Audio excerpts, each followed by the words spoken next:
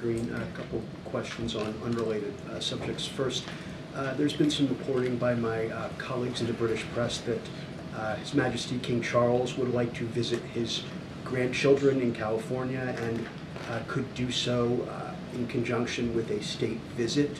Has there been any discussion, or will there be any discussion between President Biden and Prime Minister Starmer about such a visit? So I don't have anything to share. That is something, obviously, that the State Department and NSC would certainly engage on if that were to be the case. As you know, the new Prime Minister will be here for the NATO alliance. I just mentioned that there will be a bilat between President Biden and the new Prime Minister, so the President looks forward to that. An upcoming visit that involves the King Charles. I don't have anything to share at this time. Okay, next question. The President yesterday on Morning Joe said he wanted to make sure that the average voter out there still wants Joe Biden to be running for president. And you've rattled off a long list of campaigning engagements that he's had over the last 10 or so days since the debate. Those engagements, whenever the President travels, whether it's part of the campaign or official travel, there are advance teams. People who get near him are screened either by the Secret Service or the campaign or both. So how are these groups of people he's meeting with supporters of his? They are supporters. They get to these official events, these official campaign events. They are known to be supporters of the campaign. They self-select by coming to his events. How are groups of people that come to his events, make the time out of their day to do that, and are vetted by the campaign and allowed into these events, representative of the average voter? And then I have one more.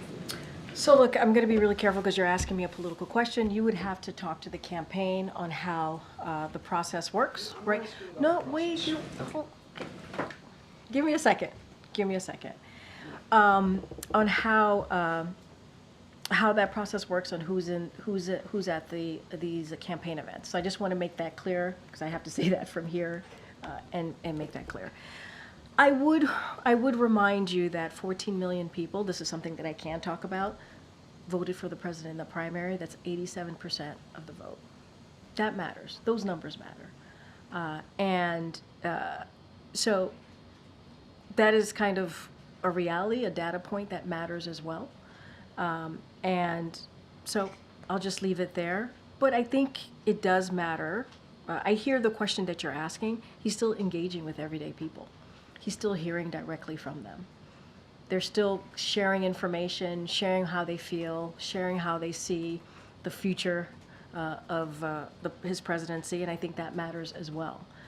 As far as who's in the room, how that comes together, who's in front of him, you would have to speak to the campaign about that.